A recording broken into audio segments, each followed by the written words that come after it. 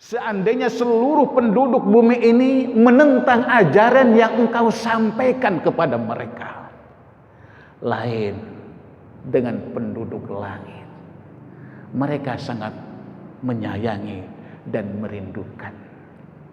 Inilah menurut Asy-Sya'rawi ayat terakhir dari surat An-Nahl itu mengisyaratkan bahwa baginda Rasulullah sallallahu alaihi wasallam akan diisrakan dan dimi'rajkan sebagai tasliyah, sebagai hiburan dari penderitaan-penderitaan yang bertumpuk-tumpuk terjadi atas diri Rasulullah sallallahu alaihi wasallam.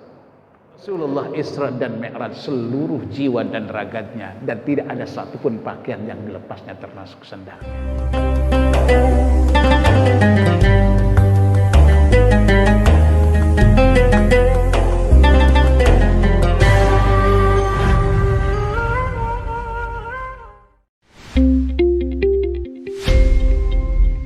Hai Muhammad, sesungguhnya kamu tidak akan bisa memberikan hidayah kepada siapa yang paling engkau cintai, tetapi Allah lah yang akan memberikan hidayah kepada siapa yang Ia kehendaki.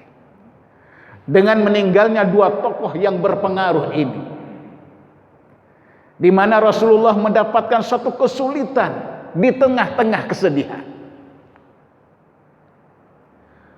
Orang-orang kafir Quraisy yang tadinya tidak berani mengganggu Rasulullah, ini mereka mulai bangkit kembali, mengintimidasi, mengejek, menghina. Akhirnya Rasulullah pergi ke negeri Taif untuk berdakwah, karena dakwah di kota Mekah sudah sulit lagi dia bergerak. Akhirnya di kota Taif pun Rasulullah tidak disambut dengan hangat, tapi disambingi dengan batu, dilempari sampai berlumuran darah, mengalir dari kakinya membasahi bumi Allah Subhanahu wa taala. Ya. Penderitaan yang luar biasa dahsyatnya ini sampai malaikat Jibril alaihissalam turun meminta dan memohon wewenang dari baginda Rasulullah. Ya Rasulullah, izinkan kepada akan aku balikkan negara Taif ini tanahnya, sehingga mereka semuanya terpendam di bawah tanah. Mereka akan meninggal dunia yang menyiksa.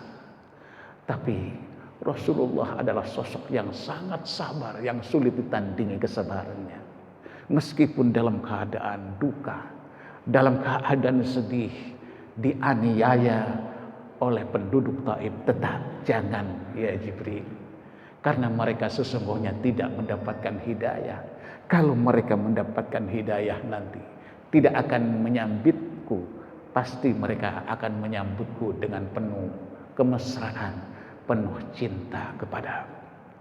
Hadirin yang dimuliakan oleh Allah Subhanahu wa taala.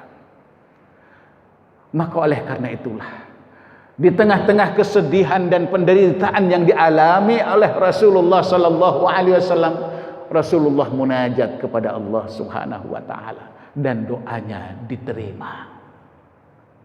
Seakan-akan Allah berkata, wahai Muhammad, seandainya seluruh penduduk bumi ini menolak kehadiran, seandainya seluruh penduduk bumi ini menentang ajaran yang engkau sampaikan kepada mereka, lain dengan penduduk langit, mereka sangat menyayangi dan merindukan. Inilah menurut Asy-Sya'rawi ayat terakhir dari surat An-Nahl itu mengisyaratkan bahwa baginda Rasulullah sallallahu alaihi wasallam akan diisrakan dan dimi'rajkan sebagai tasliyah, sebagai hiburan dari penderitaan-penderitaan yang bertumpuk-tumpuk terjadi atas diri Rasulullah sallallahu alaihi wasallam. Kembali kepada ayat yang baru saja saya sampaikan tadi. Subhanallazi asra, dimulai dengan kalimat subhana. Asal katanya dari sabaha. Sabaha artinya menjauh. Berenang itu as-sibahah di dalam bahasa Arab. Kenapa? Karena orang yang berenang itu dia akan menjauh dari titik tepi semula menuju tepi ke yang dia inginkan, yang dia tuju. Jadi kalau orang bertasbih menjauhkan diri Allah Subhanahu wa taala dari sifat-sifat yang tercela. Menjauhkan diri Allah Subhanahu wa taala dari sifat-sifat kekurangan. Karena Allah Subhanahu wa taala zat yang maha sempurna. Sampai ciptaannya pun juga sempurna. Maka oleh karena itulah Allah Subhanahu wa taala berfirman, Bismillahirrahmanirrahim. Allazi khalaqa sab'a samawatin tibaqan ma tara fi khalqir rahmani min tafawut. Farji'il basar hal tara min futur. Allazi khalaqa sab'a samawatin, yang menciptakan 7 langit tibaqan secara berlapis-lapis. Ma tara fi khalqir rahmani min tafawut, maka kamu tidak akan melihat ketidakseimbangan dari ciptaannya. Ciptaan Tuhan zat yang maha rahman, yang maha pengasih. Hal tara min tutur, apakah kamu melihat dari ciptaan Allah itu ada yang cacat? Semakin kita perdalam, semakin kita pelajari, semakin kekaguman kita akan muncul. Bagaimana antara satu dengan yang lain saling bersinergi, saling bekerja sama, sehingga muncul adanya satu keseimbangan. Kita bisa bayangkan ini. Kalau di dunia ini tidak ada siang, maka seluruh makhluk-makhluk Allah akan mati karena beku. Dinginnya malam semakin dingin, dingin yang menumpuk, yang akhirnya beku semua ciptaan. Kita bayangkan juga kalau seandainya tidak ada malam, hanya ada siang saja, maka seluruh makhluk-makhluk Allah ini akan mati, terbakar karena panasnya siang. Saling bersinergi antara satu dengan yang lain. Summarji'il basara karrataini yang qalibi ilaikal basaru khasi'aw wa huwa hasir. Summarji'il basara karrataini, kemudian kembalilah pandang dan kembalikan lagi ke pandangan, akan niscaya akan kembali pandanganmu kepadamu setelah kamu menelitinya sampai letih. Jadi subhana diartikan maha suci Allah Subhanahu wa taala dari segala cacat dan kesalahan serta kekurangan. Maka orang yang bertasbih membaca subhanallah wa bihamdihi, artinya dia mengakui bahwa Allah Subhanahu wa taala adalah zat yang terbebas dari segala kekurangan dan kesalahan serta kecacatan. Jadi subhana itu biasanya digunakan untuk penyaksian kita terhadap hal-hal yang mengagumkan. Ketika kita melihat sesuatu yang mengagumkan, kita ucapkan subhanallah. Subhanallazi asra, yang telah memperjalankan bi'abdihi, hambanya, lailan, di waktu malam. Ya. Jadi asra itu berasal dari kata saro. Saro berjalan di waktu malam. Asra memperjalankan hambanya. Sebenarnya asra ini adalah kalimat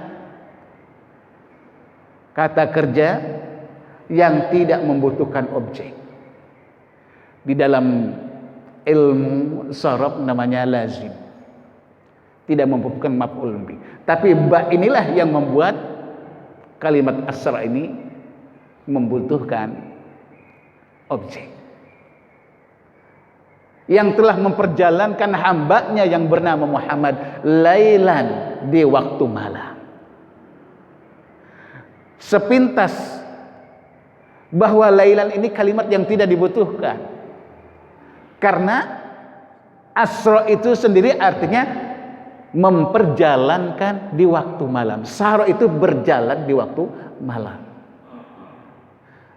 Tapi ada ulama yang mengatakan bahwa lailan itu mempunyai makna malam dan menunjukkan sedikit, ya, bitaklid. Artinya apa? Perjalanan Isra dan Mi'raj yang dilakukan oleh Allah Subhanahu wa taala terhadap hambanya itu memakan waktu yang sangat sedikit. Ini pertama. Sehingga ada yang mengatakan ketika Rasulullah itu diisrakan, di mana Rasulullah Shallallahu Alaihi Wasallam usai melaksanakan salat Isya berbaring di samping Ka'bah, kemudian datanglah para malaikat. Ada beberapa malaikat kemudian membelah dadanya, diisi dengan ilmu dan hikmah, dicuci dengan air Zam-Zam. Kita jangan berpikir kalau hati Rasulullah dicuci disebabkan karena kotor ataupun najis, tidak. Hati Rasulullah dalam keadaan suci dan suci, kemudian dicuci semakin bertambah suci karena akan bertemu dengan Zat yang Maha Suci. Yang dapat memperkuat lailan itu menunjukkan sedikit di waktu malam, karena ada riwayat yang mengatakan ketika Rasulullah di atas jam 12 diajak untuk Isra oleh malaikat Jibril alaihissalam atas perintah Allah Subhanahu wa taala dari Masjidil Haram ilal Masjidil Aqsa, kemudian ke Sidratul Muntaha, balik lagi. Itu tempat Rasulullah berbaring di samping Ka'bah itu masih hangat. Kemudian ada yang memaknai bahwa lailan itu malam. Malam itu biasa digunakan orang untuk tidur, sehingga ada di antaranya yang berpendapat bahwa Rasulullah Sallallahu Alaihi Wasallam ketika Isra dan Mi'raj dalam keadaan tidur, yang pergi adalah jiwanya dan hatinya. Mulai dari Masjidil Haram yang ada di Makkah Al-Mukarramah ilal Masjidil Aqsa, yaitu ke Masjid Aqsa yang ada di Yerusalem, Palestina. Disediakan kendaraan bernama buraq. Buraq itu asal katanya dari al-barku. Al-barku bahasa Indonesianya itu kilat. Karena apa? Kendaraan yang Allah berikan, yang Allah siapkan itu, kalau dia melangkah melesat seperti kilat yang menyambar. Kalau dia melangkah satu langkah saja melesat sejauh mata memandang. Saking cepatnya. Berangkatlah dari Masjidil Haram menuju Masjidil Aqsa. Melewati satu tempat dan berhenti. Bertanyalah Rasulullah, ya Jibril, di mana kita sekarang ini? Jibril menjawab, kita berada di Yasrib, yang nantinya nama ini akan berubah menjadi Madinatul Munawwarah. Disinilah engkau nanti akan hijrah. Disinilah engkau nanti akan berjuang. Disinilah engkau akan wafat. Dan disinilah umat Islam dan Islam akan kuat dan terpencar ke seluruh penjuru bumi. Kemudian berangkat lagi melewat bebukitan, melewat pegunungan-pegunungan yang menuju arah ke Masjidil Aqsa. Berhenti di sebuah bukit. Bukit tersebut disebut dengan Bukit Sinai. yang ada di dalam Al-Quran. Bismillahirrahmanirrahim. Wattin wazzaituni wa turi sinina wa hadzal baladil amin. Bukit Sinai sekarang ini berada dalam provinsi Kanta Satrin, termasuk wilayah Mesir. Kata Jibril, disinilah Nabi Musa alaihissalam mendapatkan wahyu sekaligus yang bernama Taurat. Disinilah Nabi Musa berbicara langsung dengan Allah. Wa kallamallahu Musa taklima. Sedikit ketika Nabi Musa alaihissalam mendapatkan wahyu, dia berdiri di satu bara, kemudian terlihat ada cahaya di atas bukit, perintah untuk menuju ke atas bukit tersebut. Ya. Apa kata Allah? Ikhla'na 'alaika innaka fi wadin muqaddas itu. Disuruh lepas itu sendalnya karena akan menaiki sebuah tempat yang sangat disucikan. Hadirin sekalian, tapi Rasulullah Isra dan Mi'raj seluruh jiwa dan raganya, dan tidak ada satupun pakaian yang dilepasnya termasuk sandalnya.